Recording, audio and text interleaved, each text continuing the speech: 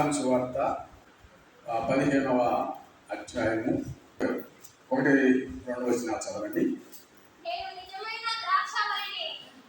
నేను నిజమైన ద్రాక్షావళిని, నా తండ్రి వ్యవసాయకుడు, నాలో పని ప్రతి తీగను ఆయన తీసి పారవేయును. ఫలించు ప్రతి తీగ మరి ఎక్కువగా ఫలింపవలెనని దానిలోని పనికి రాని తీగలను తీసివేయును. నేను నిజమైన ద్రాక్షావళిని అంటే, నేను అంటే ప్రభువా చెబుతున్న మాట అది. అంటే నిజమైన ద్రాక్షావళి అంటే అబద్ధపు ద్రాక్షావళి ఉందా? ఇది నిజమైన భీము అంటే డూపోయిలు కూడా అక్కడ ఉన్నాయి. కాబట్టి నిజమైన ద్రాక్షావళి అంటే అబద్ధం కూడా కొన్ని ఉన్నాయని అర్థం. నేను నిజమైనది అంటే, నేను అనే భావాన్ని అంటే ఆయన ప్రతి అవయవం కూడా నిజమైంది. అదేంటండి? మీరు ప్రశ్న వేయాలి. అది మేము కాదా? మేము నిజమైన వాళ్ళం కాదా? మా అవయవాలు నిజంగా లేవా అంటే లేవు. నీ చెయ్యి నీ మాట వినొచ్చేమో కానీ నీ కన్ను నీ మాట వింటదా? నీ కాలు నీ మాట వింటుందేమో కానీ నీ మనసు నీ మాట వింటుందా? ఏది వద్దనుకుంటే అది చేసేస్తాం. ఒకసారి అది చేస్తే మంచిది, ఇది మంచి పని కాబట్టి చెయ్యాలనుకుంటే అది చేయలేం. మన మనసు మన మాట వినదు. మనసు విన్నప్పుడు ఈ కాలు కూడా వినవు. అంటే ఈ కన్ను వెళ్ళిపోయింది, మనసు ఆగిందా? ఆ కన్ను ఏది చూసిందో. ఉదాహరణకి టమాటాలు దగ్గర మెరుస్తున్నాయి, తోటలోంచి మీరు పడేస్తున్నారు. ముందర ఏమవుతుంది? దగ్గరికి కన్ను వెళ్ళి అంత బాగుండే కదా, మనమలు ఆడుతుంది, ఖచ్చితంగా తినాలనిపిస్తుంది. అట్లాగే కోసుకొని అనిపిస్తుంది. నువ్వు కన్నుతోనే ఆగిపోయావు అనుకో, తప్పు కదా, మంత కాదు కదా అనుకుని దానికి నువ్వు సులిపిచ్చేసావనుకో, అప్పుడు ఏమవుతుంది? మనసు వెళ్ళిపోతుంది. మనసు వెళ్ళిన తర్వాత అది కోయాలనిపిస్తుంది. అది కోసుకుని కాసిన దాచుకోవాలి, కవర్లు వేసుకుని పోవాలనిపిస్తుంది. అప్పుడు ఎవరు వెళ్తాం అక్కడికి? మళ్ళా మనమే కాళ్ళతో నడుచుకుని. అంటే ప్రభువుకి మనకి తేడా చూడండి. ప్రభువు భూలోకంలో మానవతారం లోక కళ్యాణం కోసం వచ్చినప్పటికీ కూడా ఆయన స్వాధీనంలో ఆయన పెట్టుకున్నాడు, మనిషి పెట్టుకోలేకపోయాడు. మరి చాలాసార్లు అనుకుంటారు మేము చాలా పుణ్యాత్ములము, చాలా మంచి వాళ్ళము, పక్క వాళ్ళే చెడ్డవాళ్ళు అని అనుకునే రకాలు చాలామంది ఉంటారు. పాపం లేదు మాలో అని అనుకుంటారు. కానీ ప్రతి మనిషి జన్మ పాపి, కర్మ పాపి అని రాయడు. ఒక్కడు నీతిమంతుడు లేడు, భూలోకంలో ఒక్కడు నీతిమంతుడు లేడు. నీతిమంతుడు లేడు కాబట్టే నీతిమంతుడైన దేవుడు మనుషుల్ని నీతిగా చేయడానికి ఈ లోకానికి రావాల్సి వచ్చింది. దేవుడి కోసం లోక కళ్యాణం అంటే అది. అసలు మనిషి నీతిమంతుడైతే దేవుడు ఎందుకు రావాలి? దేవుడు ఎందుకు రావాలి చెప్పండి? దేవుడికి రావాల్సిన పని లేదు. మనిషి నీతి లేదు కాబట్టి నీతిగా మార్చాలంటే ఆ దేవుడు ఆ మానవ స్థానంలోకి రావాలి. చాలా మంది మంచి కార్యాలు చేసినప్పుడు, పుణ్యకార్యాలు చేసినప్పుడు, నలుగురికి అన్నం పెట్టినప్పుడు వాళ్ళు పొగుడుతూ ఉంటే ఈయనలో ఏ తప్పు లేదు, పూర్తి నీతిమంతుడు అనుకుంటారు. అంటే మంచి పనులు చేయటం మంచి వాళ్ళు అనిపించుకుంటారు అంతే. మంచి పనులు చేయటం మంచి వాళ్ళు అనిపించుకుంటాగే కానీ మంచి పనులు పాపాన్ని అయితే తీసేయలేవు. అది మాత్రము వేదాలు చెబుతున్న సారాంశం. అర్థమైందండి? మనిషి అనుకునేది ఏంటంటే నాలో ఏ పాపమో లేదు. అంటే ఇప్పుడు మనుషుడు ఎట్లా అయిపోయాడంటే, చిన్న మంచి అయినా సరే చిన్నవాడు చెబితే మేము ఎందుకు నమ్మాలా? అది చెడుైనా సరే పెద్దవాడు అనుకున్నవాడు చెబితే ఆయన చెప్పాడు కాబట్టి అది కరెక్టే అనే పరిస్థితి. అంటే చిన్నవారు చెప్పినా అది ఉత్తమమైంది అన్నప్పుడు నమ్మాలి కదా ఎవరైనా సరే. పెద్దవారు చెప్పినా అది చెడ్డదనుకున్నప్పుడు వాళ్ళు పెద్దవాళ్ళు కదా వినాలనే అవసరత మనకి లేదు. ద్రాక్షావళి అంటే ద్రాక్ష చెట్టు అని అర్థమవుతుందండి. నా తండ్రి వ్యవసాయకుడు అంటే దేవుడు ఇక్కడ ఒక వ్యవసాయం అంటే ఆ చెట్టుని పెంచి పోషించి అన్ని వసతులు కల్పించి దాన్ని ఫలింపజేసేవాడుగా కనిపిస్తున్నాడు. నాలో ఫలింపని ప్రతి తీగను ఆయన తీసి పారవేయి. నాలో ఫలింపని ప్రతి తీగను ఆయన తీసి పారవేయి. ఇప్పుడు ఒక చెట్టు ఉంది మనకి, అక్కడ ద్రాక్ష చెట్టుని ఎందుకు రాశారంటే యేసు ప్రభు పుట్టిన ఇజ్రాయెల్ అనే దేశంలో ఎక్కువ ద్రాక్ష తోటలు ఉంటాయి అన్నమాట. అందుకే ద్రాక్ష చెట్ల గురించి ఎక్కువ రాశారు ఇక్కడ. అదే మన రాయలసీమ ప్రాంతంలో అయితే ఏ శనగ చెట్ల గురించో కంది చెట్ల గురించో రాసేవాళ్ళు అక్కడ గుర్తుంది ప్రభుత్వం. ఒకవేళ అదే కోస్తా ప్రాంతానికి వెళ్తే వరి పొలాల గురించో లేకపోతే ఇంకా వేరు పంటల గురించో రాసేవాళ్ళు అక్కడ ఎక్కువ కాబట్టి. అంటే ఏది ఎక్కువ ఉందో చుట్టూ దాన్ని చూపిస్తారు అన్నమాట.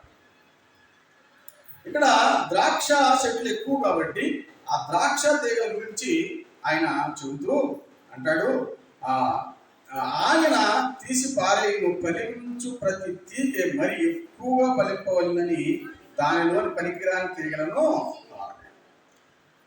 ఒక చెట్టు ఉంది, దాంట్లో కొన్ని ఇరిగిపోయినాయి, కొన్ని ఫలించట్లేదు, కొన్ని ఆకులు మాత్రం వేస్తున్నాయి కానీ ఆ పుష్పాలు లేవు, కాయలు లేవు. కానీ వాటిని ఏం చేస్తున్నాడంట, కత్తిరించేస్తున్నాడు. ఎందుకు కత్తిరిస్తున్నాడు? బాగా నిండుగా ఉండొచ్చు కదా చెట్టు, వరదా కత్తిరించుకోవడం ఎందుకు అని ఆలోచిస్తే కింద రాయబడి ఉంది, అవి కత్తిరించడం ద్వారా ఇంకొకటి బాగా ఫలిస్తుంది, ఇంకొకటి అభివృద్ధి చెందుతుంది. అది కత్తిరించడం ద్వారా ఏమవుతుందంటే చక్కగా గాలికి విశాలమైన చోటు దొరుకుతుంది. అది కత్తిరించడం ద్వారా ఇరుకు లేకోకుండా చక్కగా విశాలంగా పెరుగుద్ది. ఎందుకంటే అది ఎందుకు కత్తిరించాడంటే అది పనికిరాలా, అది చోటు దండగా, నీళ్లు దండగా, దానికి స్వేర్ చేయడం దండగా, ఎరువు దండగా, ఊరినే పెరుగుతుందంతే.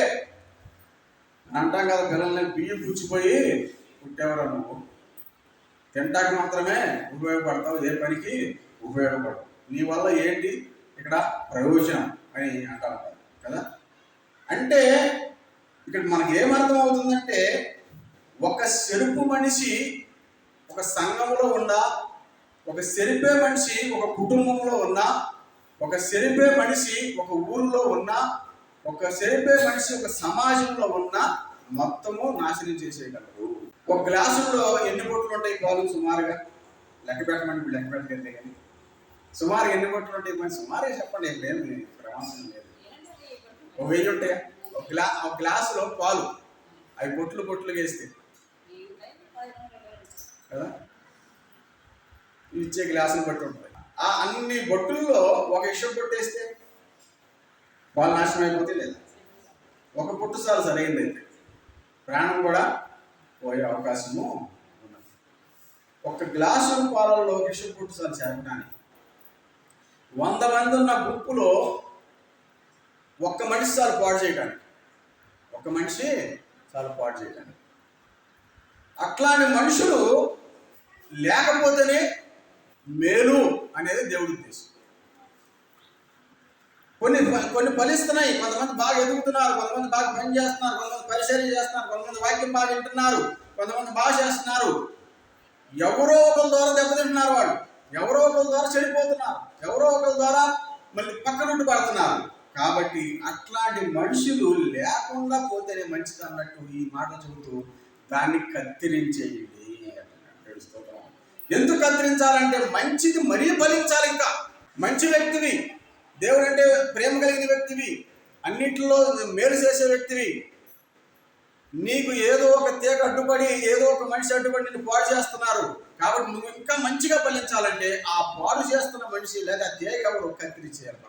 మంచిది మరీ ఫలించాలని దేవుడు ఏం చేస్తున్నాడంట, దాన్ని కత్తిరించాడు. 10,000 రూపాయలు ఒక కట్ట ఉందనుకోండి, దాంట్లో 1-2 కాగితం చిరిగిపోయి కట్టంతా పడేసేస్తామా? ఆ చిరిగిపోయిన కాగితాన్ని మాత్రమే తీసి పక్కకి తీసుకొస్తాం. తీసి కూడా దానికి ఎన్ని అతుకులు వేస్తా ఉన్నాయి, మనమైతే లేదు కదా.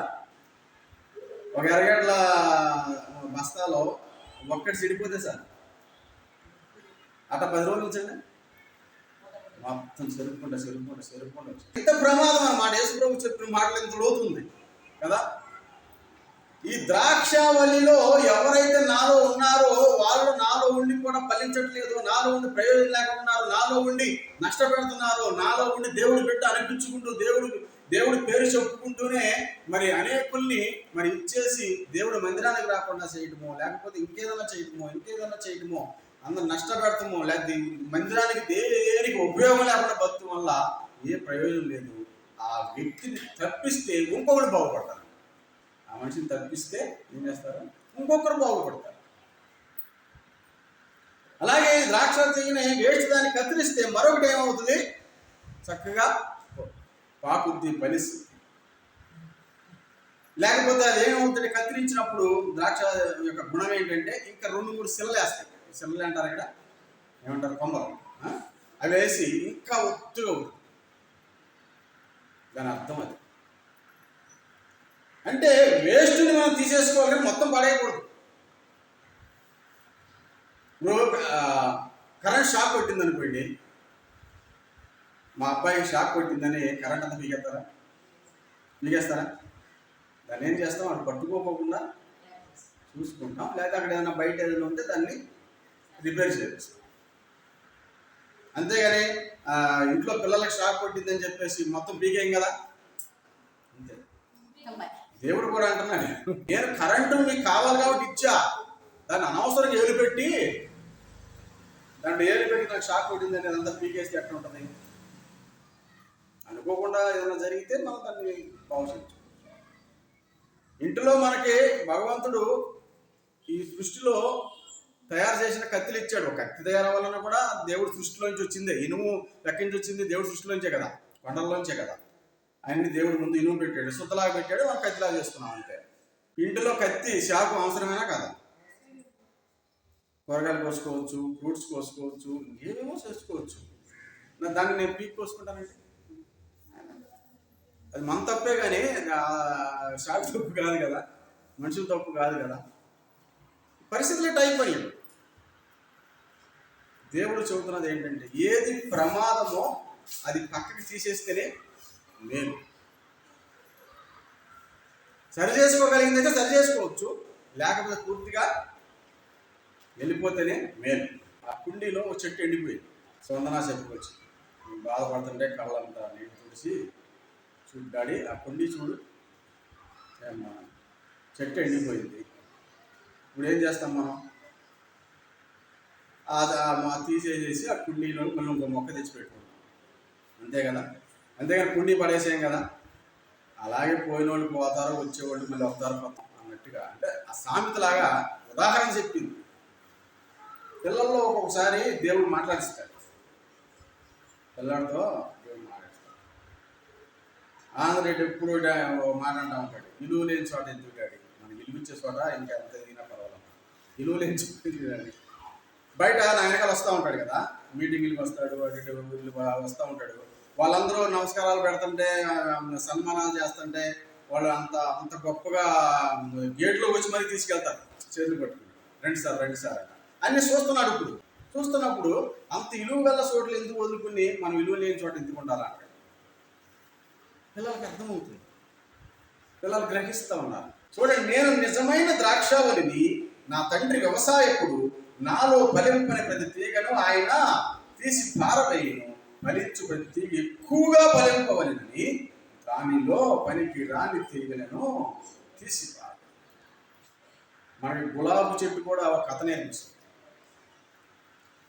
ఆ గులాబీ చెట్టు అంత ఆకులతో విస్తరించినప్పుడు, ఒకవేళ కోతులు అవి కొమ్మలు చేసి రకరకాల చేసినప్పుడు, మనం ఎప్పుడైనా సరే అది చక్కగా నీట్గా అవన్నీ కత్తిరించేసేసి చక్కగా దాన్ని మోడుగా చేసేసినా కూడా మళ్ళీ ఒక నెల రోజులు చూస్తే ఇంకా ఎక్కువ కొమ్మలు వేస్తాయి. ఇంకా ఎక్కువ, ఒకసారి కత్తిరించిన చోట 2-3 కొమ్మలు వస్తాయి. ఇంకా దానిలో అభివృద్ధి కనిపిస్తుంది, దానిలో ఫలితం కనిపిస్తుంది. అది నేర్పే నీతి ఏమిటంటే, మనకి గులాబీ చెట్టు కత్తిరిస్తే ఇంకా ఎంత అభివృద్ధి అవుతుందో, అలాగే మనం కూడా ఎందుకు కత్తిరిస్తామంటే, అది ఇంకా 4 కొమ్మలు వేయాలి, ఎక్కువ పూలు పూయాలి అన్నట్లుగానే మనిషి కత్తిరిస్తాడు. దేవుడు కూడా కొన్ని సందర్భాల్లో మనం ఇంకా అభివృద్ధి చెందాలి, మనం 4 రకాలుగా అభివృద్ధి చెందాలి, శిలల వలె ఎదగాల అని ఒక్కోసారి శ్రమల ద్వారా కత్తిరిస్తాడు, కష్టాల ద్వారా కత్తిరిస్తాడు. దాని ద్వారా నువ్వు అభివృద్ధి చెందుతావు.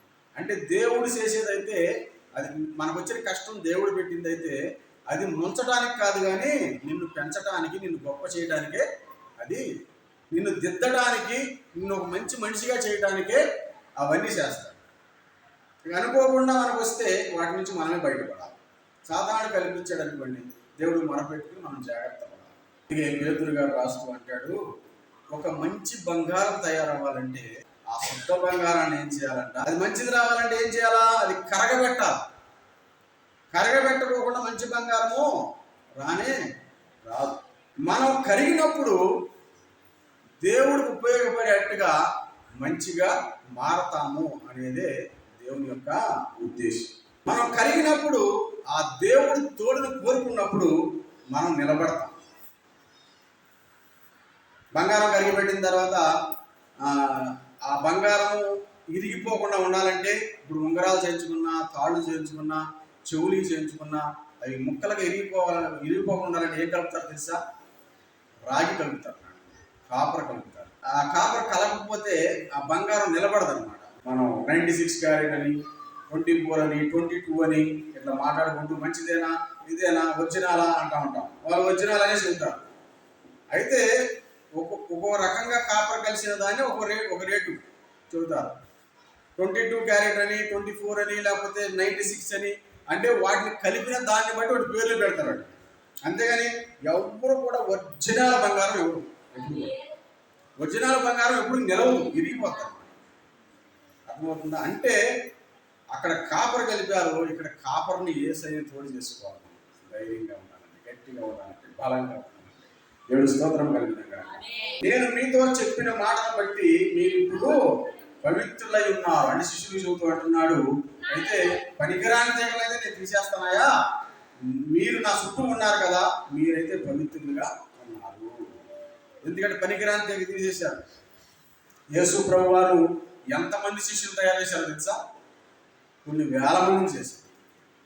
యేసు ప్రభు వారు చెబుతున్న మాటలకి ఆ పథ్యం పాటించలేక, ఆ సత్యాన్ని అనుభవించుకోలేక, ఆ నిత్యత్వంలోకి ప్రవేశించలేక వాళ్ళు ఏం చేశారంటే, మేము బాబు ఇంత రీతిగా జీవించాలంటే జీవించలేము, నువ్వు ఇలాంటి నిష్ఠలన్నీ పాటించలేము అని మెల్లగా ఒక్కొక్కరు జారుకుంటూ,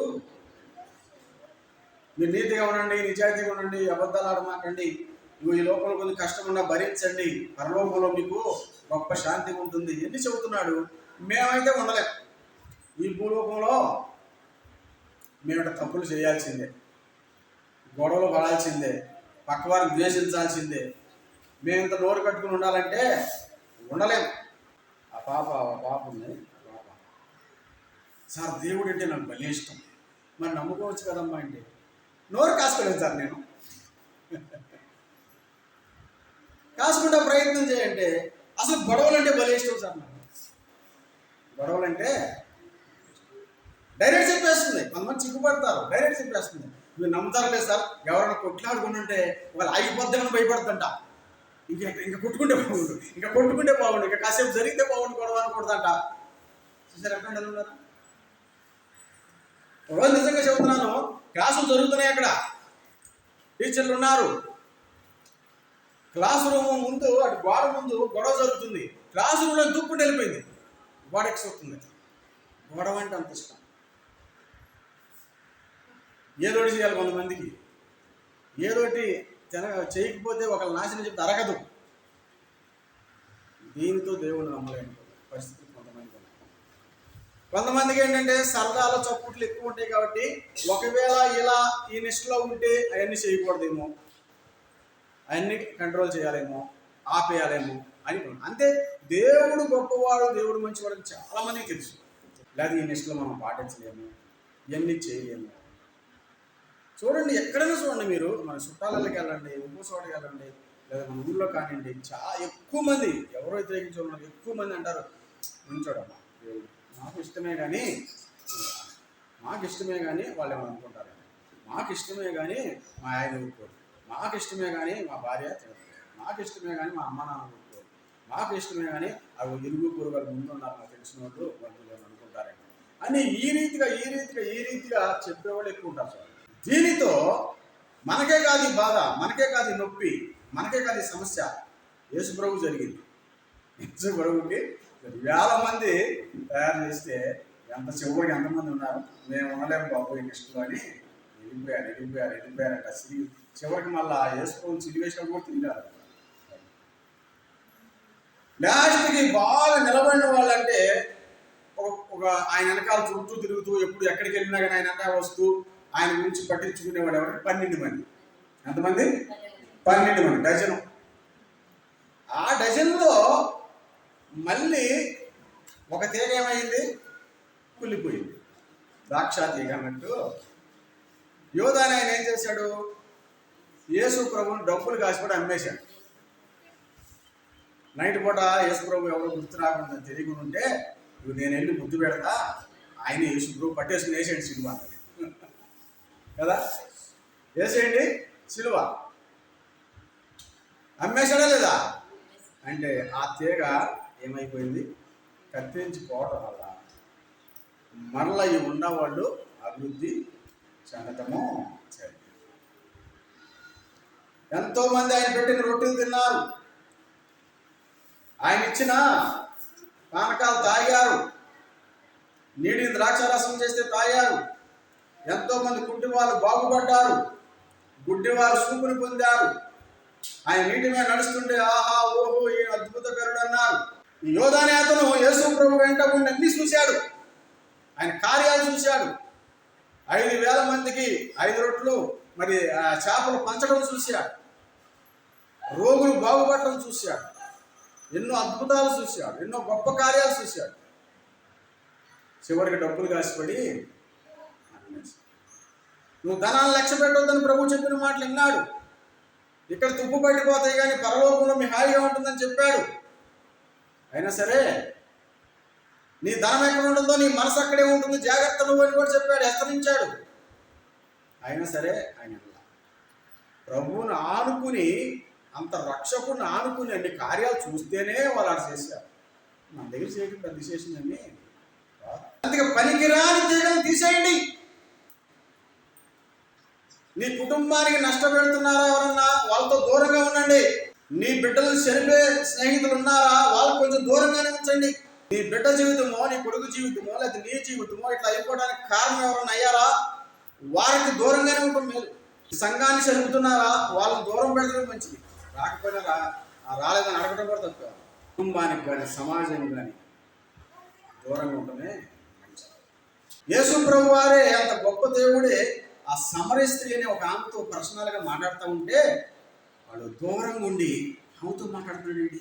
ఆమె మంచిది కాదు కదా, ఆమె చెడ్డ స్త్రీ కదా, ఆమెతో ఈయన మాట్లాడుతున్నాడేంటి అని అనుమానం పడిన సమాజం. అయితే యేసు ప్రభు ఖచ్చితంగా చెబుతున్నాడు, ఒక మంచి ఆలోచన కలిగిన వ్యక్తులు ఇంకా మంచి ఆలోచనలో పెరగాలంటే మీరు చెడగొడుతున్న వారిని పక్కన పెట్టండి, వారిని తుంచివేయండి.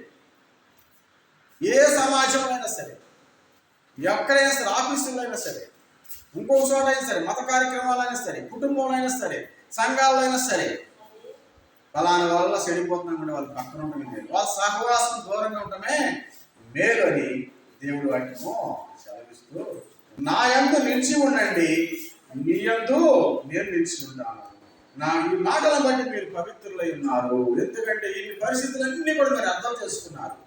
ఫస్ట్ నుంచి నాతో ఉన్నారు, మొదటి నుంచి నాతో ఉన్నవారు, మొదటి నుంచి నా పరిస్థితులు అర్థం చేసుకున్నవారు, మొదటి నుంచి నన్ను విడిచిపెట్టకుండా ఉన్నవారు, ఎన్ని ఇబ్బందులు వచ్చినా కూడా నన్ను విడిచిపెట్టకుండా ఉన్నవారు, మీరు నాతో ఉన్నారు కాబట్టి మీరు పవిత్రులు అయి ఉన్నారు. రొట్టెలు తిన్న వ్యక్తులే చివరికి అప్పుడు జై జై అన్నారు. రొట్టెలు పెట్టినప్పుడు ఏంటంట, జై అబ్బా యేసు ప్రభు 5 రొట్టెలు 2 చేపలు 5,000 మందికి పంచాడంటే ఎంత గొప్ప దేవుడు అని జై యేసుకే జై అన్నారు.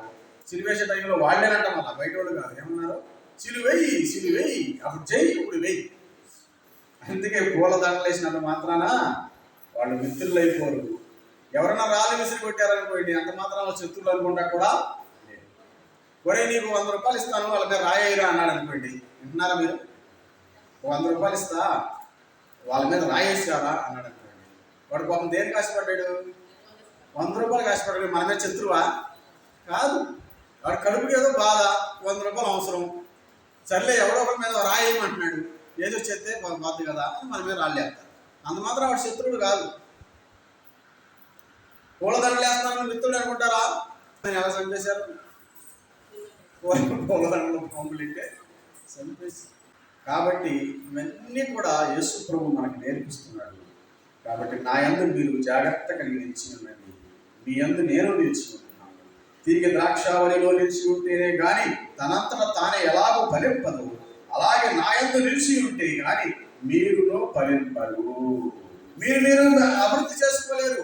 ఇప్పుడు తీగ తన సొంతంగా అది బతకలేదు. ఆ యొక్క చెట్టులో అంటు కట్టబడి ఉంటేనే అది గొప్పగా పెరుగుద్ది, ఆకులేస్తుంది, చిగురేస్తుంది, పుష్పిస్తుంది, ఫలిస్తుంది, కాయలు కాస్తుంది. అది దాని నుంచి ఎడమైపోయింది అనుకోండి, నాకేం అవసరం నీతో అని ఎండిపోద్ది తప్ప ఏమీ ఉండదు. అది ప్రభు అన్నాడు, మీరు గొప్పవాడు కాలేరు, మీరు ఆత్మీయతను సంపాదించుకోలేరు, మీరు నరకాన్ని తప్పించుకోలేరు, మీరు మీ పాపాన్ని కడుక్కోలేరు, మీరు ఆ స్వర్గం అనే పరలోకాన్ని సంపాదించుకోలేరు. మీరు నా యందు నిలిచి ఉంటేనే కానీ మీరు ఫలిస్తారు, లేకపోతే మీరు